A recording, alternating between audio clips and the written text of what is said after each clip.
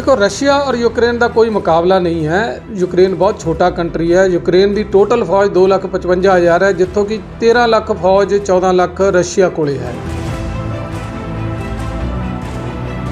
Basic problem जी शुरू हुई है कि नाटो दी फौजां उत्थे यूक्रेन च आउणा चाहुंदियां सी, वो रशिया नूं एक्सैप्टेबल नहीं सी। रशिया नहीं चाहुंदा कि एक जिहड़ी नाटो की फौज है उहदे दरवाज़िਆਂ ते आके बैठ जाए। चाइना नाल साडे रिलेशन खराब ने पहलां तो। इस जंग च चाइना जो रशिया का साथ दे रहा है। जे वो कंट्री जुड़ते हैं और असीं रशिया के नाल नहीं खड़ते तो साडे वास्ते एक चाइना के टाइम भी जिहड़ी रशिया तो मदद की उम्मीद करना भी मुमकिन नहीं होवेगा। रूस ते यूक्रेन विचाले जंग लगातार जारी है। जेकर गल करिए यूक्रेन की तो यूक्रेन भी अजे हथियार सुट्टण दे मूड विच नहीं है। इस नूं लैके रूस ने अपने हमलिਆਂ ਦੇ ਵਿੱਚ लगातार वाधा कर दिता है। उत्थे ही दूजे पासे रखिया माहरां दा मनना है कि रूस का भी थोड़ा बहुता नुकसान तो जरूर होवेगा। हालांकि जेकर दोवां देशां की तुलना की जाए तो रूस यूक्रेन नालों किते ज़्यादा ताकतवर है। दसदी कि लुधियाना च रखिया माहर दर्शन सिंह ढिल्लों ने कहा कि रूस और यूक्रेन की जेकर फौजी ताकत की तुलना की जाए तो रूस किते ज़्यादा ताकतवर है। उन्होंने दसिया कि रूस को न सिर्फ फौज की ताकत है सगों तकनीक च भी रूस यूक्रेन नालों ज़्यादा ताकतवर है। हाँ जी सर, किस तरह देखते हो भारत और रूस और यूक्रेन की जी लड़ाई चल रही है, किस तरह देखते हो कि कितना कसर जो भारत के उपर पैन वाला ਜਾਂ ਕੀ ਕਾਰਨ ਰਹੇ ਨੇ ਜਿਨ੍ਹਾਂ ਦੇ ਕਾਰਨ ਲੜਾਈ? देखो, भारत के उपर इस लड़ाई का काफ़ी असर पै रहा है, कई पक्षों से पै रहा है। इस वेले सानू जिहड़ी सब तो वध इंटरनेशनल मसलिਆਂ तो लैके जिहड़े होर लंबे असर ने, सब तो वध इस वेले जिहड़ा असर पै रहा है हज़ारां परिवार ने जिहड़े आपदे उत्थे स्टूडेंट बच्चियां बारे सोच रहे हैं और सानू उन्हां दे बारे सोचना चाहिए भी उन्हां नूं किस तरह कढ़िया जाए। हालांकि एक फ्लाइट आई है जदों पहला एयरपोर्ट चलते सी, हुण इंटरनेशनल एयरपोर्ट भी बंद हो गया। हुण बड़ी मुश्किल आ रही है उत्थों किवें कढ़िया जाए। 25,000 साडे भारत वासी उत्ते है, जिन्हां चों तकरीबन 65 स्टूडेंट पंजाब दे भी ने।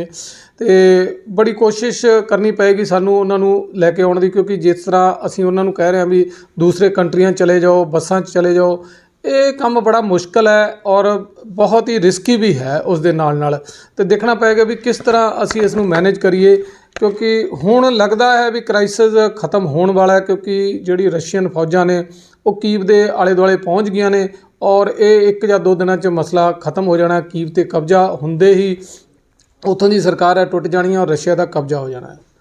जे आपां होर गल्लां दा देखिए, भारत ते असर है। फ्यूल के प्राइज़ इंटरनेशनल के $85 तो $106 ते पहुँच गए हैं, जिसका असर भारत में पेगा। पहला ही इत्थे जिहड़ी तेल के रेट ने उन्होंने अग लगी हुई है।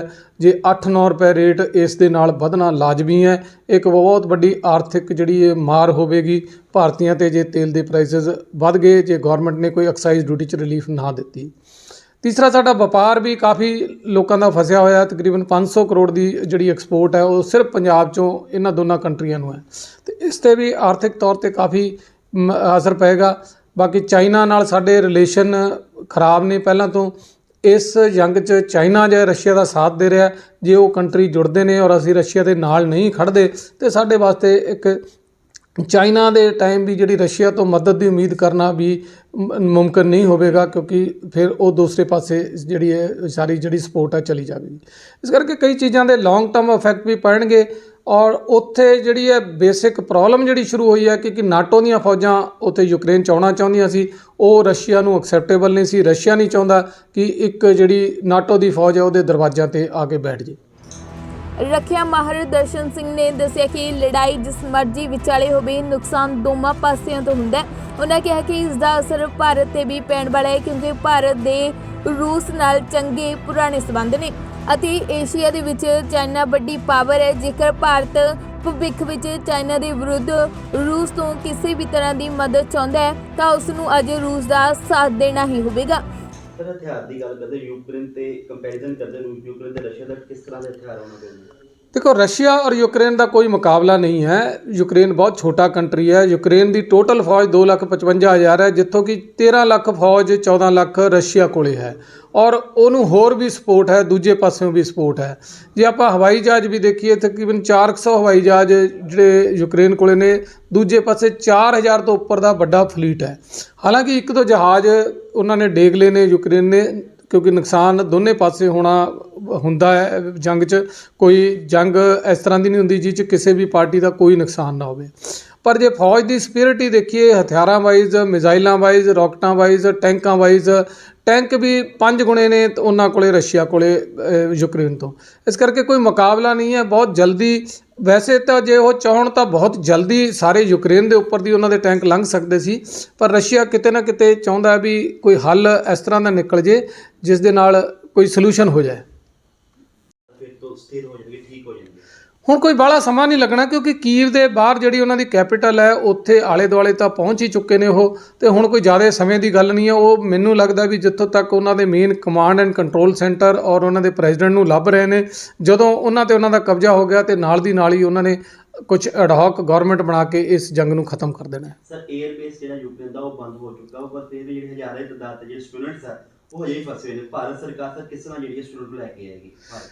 ਦੇਖੋ, ਬਹੁਤ ਮੁਸ਼ਕਿਲ ਕੰਮ ਹੈ। ਦੋ ਚੀਜ਼ਾਂ ਨੇ ਵੀ, ਇੱਕ ਤਾਂ ਜਿਹੜੀ ਵੀ ਫਲਾਈਟ ਜਾਂਦੀ ਹੈ ਇੱਥੋਂ ਖਾਲੀ ਜਾਂਦੀ ਹੈ, ਉੱਥੋਂ ਰਿਟਰਨ 'ਚ ਹੀ ਬੰਦੇ ਆਉਣੇ ਨੇ, ਇਸ ਕਰਕੇ ਖਰਚਾ ਵੱਧ ਜਾਂਦਾ ਹੈ। ਦੂਸਰਾ, ਇਸ ਵੇਲੇ ਰੂਟ ਵੀ ਲੰਬਾ ਪੈ ਰਿਹਾ ਕਿਉਂਕਿ ਯੂਕਰੇਨ ਦਾ ਜਿਹੜਾ 에ਅਰ ਸਪੇਸ ਹੈ ਬੰਦ ਹੋ ਗਿਆ, ਫਲਾਈਟ ਘੁੰਮ ਕੇ ਜਾਣੀ ਪੈਂਦੀ ਹੈ। ਸੇਫਟੀ ਦਾ ਵੀ ਐਸਪੈਕਟ ਹੈ, ਉਸ ਨੂੰ ਕੁਝ ਬਚਾਉਂਦੇ ਹਾਈਟ ਵਗੈਰਾ ਮੈਨੂਵਰ ਕਰਕੇ ਨਿਕਲਣਾ ਪੈਂਦਾ ਹੈ, ਕਿਉਂਕਿ ਮਿਜ਼ਾਈਲਾਂ ਦੀ ਰੇਂਜ ਬੜੀ ਲੰਬੀ ਹੁੰਦੀ ਹੈ ਔਰ ਇਹ ਹੀਟ ਸੀਕਿੰਗ ਮਿਜ਼ਾਈਲ ਹੁੰਦੀਆਂ ਨੇ, ਆਇਡੈਂਟੀਫਾਈ ਨਹੀਂ ਕਰ ਪਾਉਂਦੀਆਂ ਵੀ ਕਿਹੜਾ ਜਹਾਜ਼ ਫੌਜੀ ਹੈ ਔਰ ਕਿਹੜਾ ਜਹਾਜ਼ ਸਿਵਲੀਅਨ ਹੈ। ਇਸ ਕਰਕੇ ਬੜਾ ਖਤਰੇ ਵਾਲਾ ਕੰਮ ਹੈ ਔਰ ਇਸ ਵੇਲੇ ਸੰਜਮ ਤੋਂ ਜਿਹੜੀ ਦੀ ਲੋੜ ਹੈ ਵੀ ਬਹੁਤ ਰਿਸਟ੍ਰੇਨ ਕਰਨਾ ਚਾਹੀਦਾ ਸਾਨੂੰ, ਕਿਉਂਕਿ ਜੇ ਅਸੀਂ ਸਾਰੇ ਸਟੂਡੈਂਟਸ ਨੂੰ ਪੈਦਲ ਤੋਰ ਵੀ ਦਿੰਦੇ ਹਾਂ, 10-15 ਹਜ਼ਾਰ ਬੰਦਾ ਜੋ ਹਜੇ ਵੀ ਕੀਵ ਦੇ ਅੰਦਰ ਹੋਏਗਾ, ਕੁਝ ਰਸਤਿਆਂ 'ਚ ਹੋਏਗਾ, ਕੁਝ ਦੂਜੇ ਮੁਲਕਾਂ 'ਚ ਸ਼ਾਇਦ ਪਹੁੰਚ ਵੀ ਚੁੱਕਿਆ ਹੈ, ਤੇ ਇੱਕ ਪੂਰਾ ਕਿਓਸ ਉੱਥੇ ਗਦਰ ਸ਼ੁਰੂ ਹੋ ਜਾਏਗਾ, ਕਿਉਂਕਿ ਬਾਹਰ ਨਿਕਲਦੇ ਹੀ ਜੋ ਸ਼ੈਲਟਰਾਂ 'ਚੋਂ ਨਾ ਤੇ ਕਿਸੇ ATM 'ਚ ਪੈਸੇ ਨੇ, ਨਾ ਕਿਤੇ ਫਿਊਲ ਹੈ, ਤੇ ਨਾ ਹੀ ਕਿਤੇ ਨੈਟਵਰਕ ਹੈ। ਉਹ ਬਿਲਕੁਲ ਆਊਟ ਆਫ ਕਮਿਊਨੀਕੇਸ਼ਨ ਹੋ ਜਾਣਗੇ ਤੇ ਇੱਥੇ ਪੈਨਿਕ ਜਿਹੜਾ ਉਹਨਾਂ ਦੇ ਪੇਰੈਂਟਸ ਦੇ ਹੋਰ ਵੀ ਜ਼ਿਆਦਾ ਵਧੇਗਾ। ਦੱਸਦੀ ਕਿ ਰੱਖਿਆ ਮਾਹਿਰਾਂ ਦਾ ਮੰਨਣਾ ਹੈ ਕਿ ਰੂਸ ਅਤੇ ਯੂਕਰੇਨ ਵਿਚਾਲੇ ਚੱਲ ਰਹੀ ਜੰਗ ਦਾ ਭਾਰਤ ਨੂੰ ਵਪਾਰਕ ਅਤੇ ਆਰਥਿਕ ਨੁਕਸਾਨ ਹੋਣਾ ਲਾਜ਼ਮੀ ਹੈ। ਇਹ ਰੱਖਿਆ ਮਾਹਿਰਾਂ ਦਾ ਮੰਨਣਾ ਹੈ। ਉਹਨਾਂ ਦਾ ਇਹ ਵੀ ਕਹਿਣਾ ਹੈ ਕਿ ਪੈਟਰੋਲ ਤੇ ਡੀਜ਼ਲ ਦੇ ਵਿੱਚ ਵੀ ਹੋਰ ਇਜ਼ਾਫਾ ਹੋਵੇਗਾ। ਇਸ ਤੋਂ ਇਲਾਵਾ ਡਾਲਰ ਹੋਰ ਮਹਿੰਗਾ ਹੋ ਜਾਵੇਗਾ। ਆਰਥਿਕ ਪੱਖੋਂ ਦੇਸ਼ਾਂ ਤੇ ਮਾੜਾ ਪ੍ਰਭਾਵ ਵੀ ਪਵੇਗਾ। ਇਸ ਦੇ ਨਾਲ ਹੀ ਮਹਿੰਗਾਈ ਵੀ ਵਧੇਗੀ। ਫਿਲਹਾਲ ਤੁਹਾਨੂੰ ਦੱਸਦੀ ਕਿ ਰੂਸ ਅਤੇ ਯੂਕਰੇਨ ਵਿਚਾਲੇ ਯੁੱਧ ਜਾਰੀ ਹੈ। ਦੋਵਾਂ ਦੇ ਵੱਲੋਂ ਹਮਲੇ ਕੀਤੇ ਜਾ ਰਹੇ ਨੇ ਅਤੇ ਰੂਸ ਯੂਕਰੇਨ ਤੇ ਭਾਰੀ ਪੈਂਦਾ ਹੋਇਆ ਨਜ਼ਰ ਆ ਰਿਹਾ ਹੈ। ਲੁਧਿਆਣਾ ਤੋਂ ਲਖਵਿੰਦਰ ਸਿੰਘ, ਪੰਜਾਬੀ ਲੋਕ ਚੈਨਲ।